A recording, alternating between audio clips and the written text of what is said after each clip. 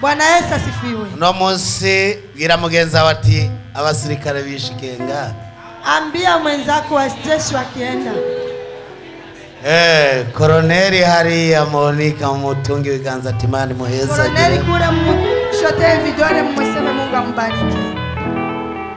Abagore barugwaye. Wamama wenye wamepigana.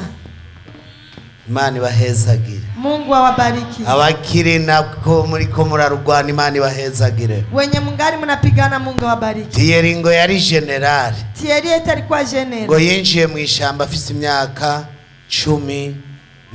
Aliingia porini akiwa na miaka 14. Nanje ninjiye mu ishamba afise imyaka 13. Na yeye ameingia porini iko na miaka 13. Nahora ntwara karashi kagendera buba hasi. Alikuwa akibeba sirai na iya turiko turavuga ngo Imana iradutangaza. Wakisema Mungu anatushangaza. Twaciye muri vyinshi. Wamepitia mambo. Ariko harico twashaka gushikako. Ila kuna yale harico twashaka kubaco.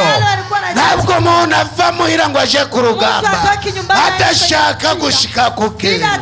Harico twashaka gushikako. Twashaka kuba badasanzwe.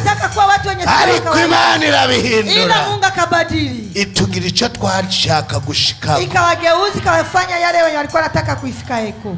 Moizi Imana muhezagire. Moize Mungu ambariki. Pastor Imana bahezagire. Mapasta wote Mungu awabariki. Uno Mose siku ya leo biragenda neza. Mambo itakuwa sawa. Uno Mose siku ya leo nagomba ndababwire. Anataka waambie. Udahinduka. Mwenye hata badilika. Uwo ntazoba gihinduka. Huyo hata badilika tena. Tutarakira umukozi w'Imana. Hari wundi aza kutubwira ijambo. Kuna mwingine atatuambia neno. Ariko nagomba ndabahe message. Ila anataka atupe message. Hasigaye iminsi mikenya ngo mwaka urangire. Kuna baki siku chache kusudi mwaka uishe. Harasigaye iminsi mikenya ngo mwaka urangire. Pana baki siku chache kusudi mwaka uishe. Turabe Matayo. Tutizame ndani ya kitabu cha Matayo 27 sura yake ya 27 11 mstari wa 11. Ariko Yesu yari ahagaze mu maso ya cacegera caka Isari.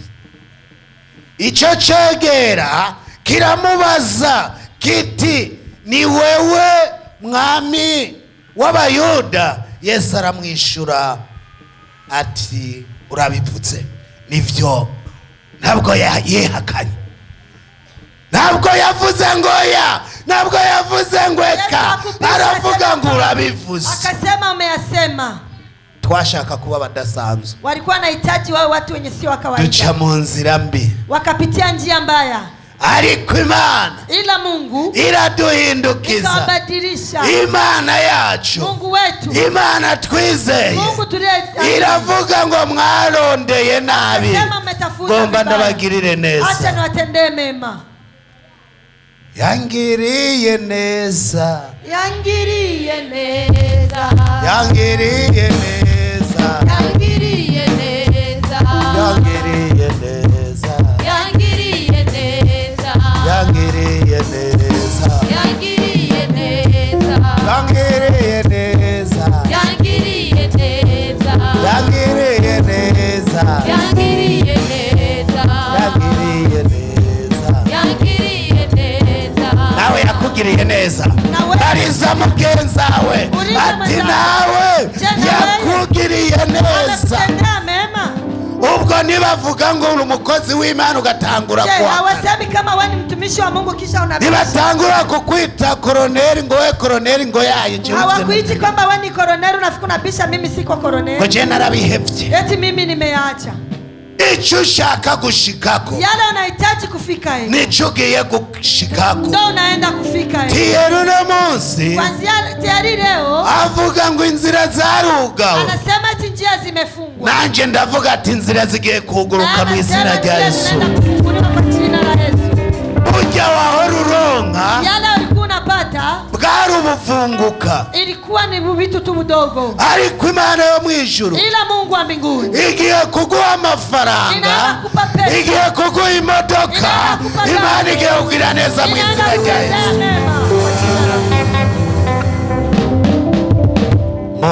Mose aravuga ati Mana uranwengeje. Mose aravuga ati Mana uranwengeje. Mose aravuga ati Mana uranwengeje. Mose aravuga ati Mana uranwengeje. Amashimeshi ku Mana yacu. Amashimeshi ku Mana yacu.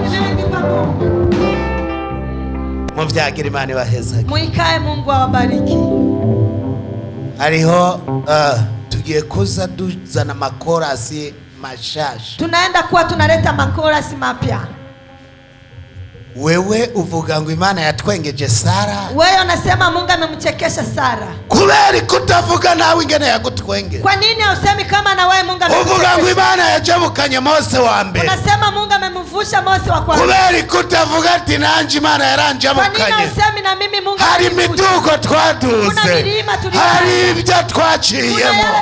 Reka tuze dushinga inahe zacu. Ariko tureke gushinga inahe zabo tutazi. Tuache kushuhudia ushuhuda wale wenye hatujui. Biblia ngo ni ijambo ry'Imana. Biblia ni neno la Mungu. Turavyemeza twese. Tunakubalisha sisi wote. Ariko iri kushinga inahe ya Aburahamu. Ila ukishuhudia ushuhuda wa Abrahamu. Ila nibayumva nk'uko Pastor Simeo yabivuze. Hawasikii vizuri kama jinsi Pastor Simeo amesema. Simeo nivyo yakoze. Simeo alisema yenye alisema. Simeo nivyo yagiriyemo. Simeo amesema yale yenye ametembelea. Iyo uri kuravuga ivya Aburahamu haraho batavyumva. Ukisema mambo ya Abrahamu kuna sawa yasikia. Reka tuze tuvuga ivyacu. Acha tuseme mambo yetu. Yabindi twaciyemo. Yale tumeyapitia. Jewe navuka ahantu hakomeye.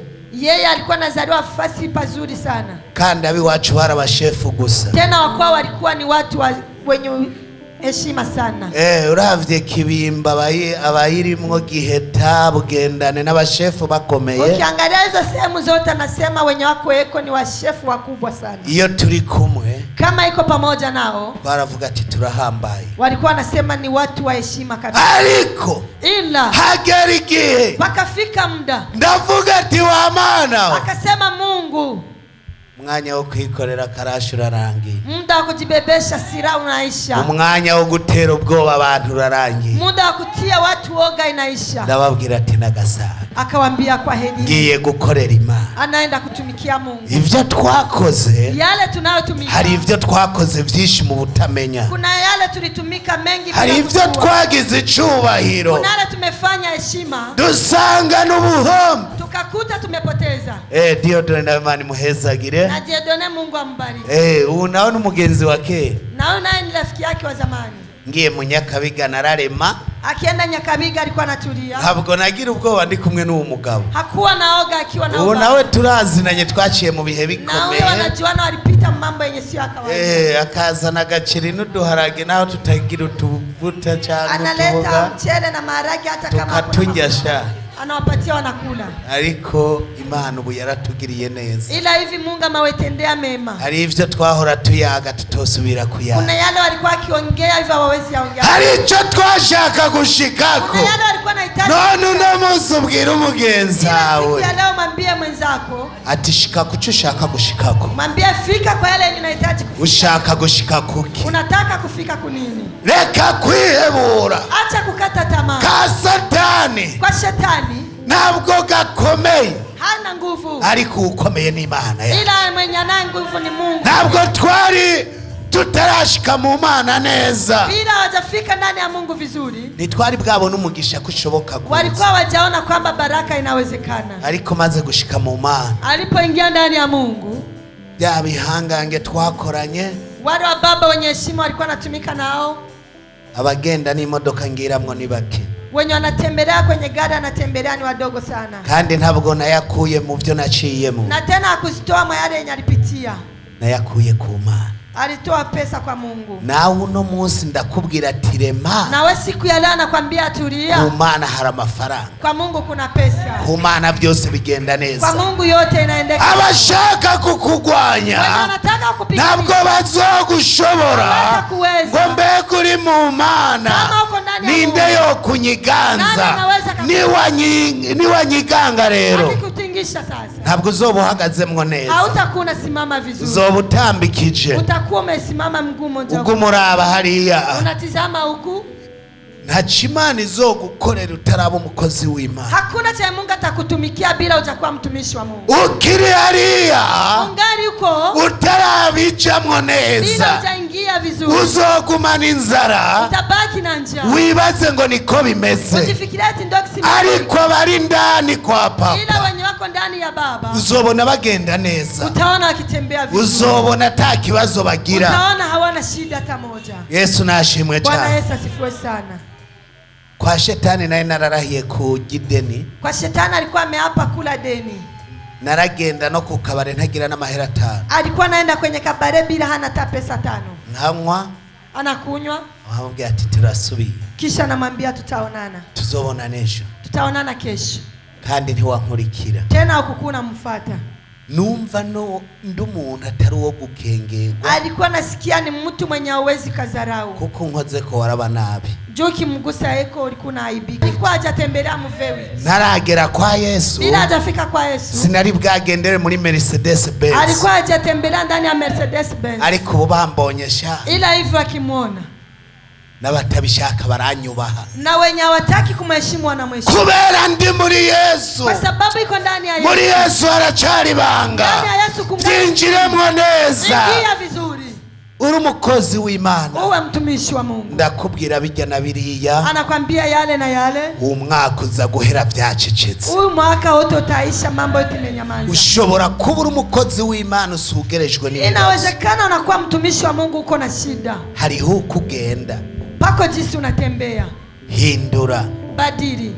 Ugenda uko Imana ishaka. Utembee jinsi Mungu anavyotaka. Koroneli hajya yatubwiye ngo. Koroneli pale ametuambia. Ngo ijambo rimuremeshe. Neno linayempa faraja. Ngo ni waba muri jewe iyo ni Imana. Ndani yangu. Na majambo yanje akaba muri wewe. Na maneno yangu nakuwa ndani yako. Gusaba icyo ushaka cyose. Ombeni yale yote unahitaji. Uno mwaka nuwo gusaba icyo ushaka. Huyu ni mwaka wa kuomba yale yenye unahitaji. Ubukene bwaragusugereje. Umaskini umekuzonga. Ubona ko atacukeneye gushika. Unaona kwamba hautafika kuchochote. Ubanza kuraba nta mashuri ugira. Unatizama kwanza una masomo. Ubanza kuraba iyo uvuka. Unatizama pale unapozaliwa. Ubanza kuraba abo mwavukanye. Unatizama wale mmetoka. Nabo mwarukanye. Na wale mmekoma pamoja. Ukabona ko ubutabazi butagira aho buca. Unaona kama ukombozi hautapata. Ariko nagoma ndakubwire. Ila anataka kwambie.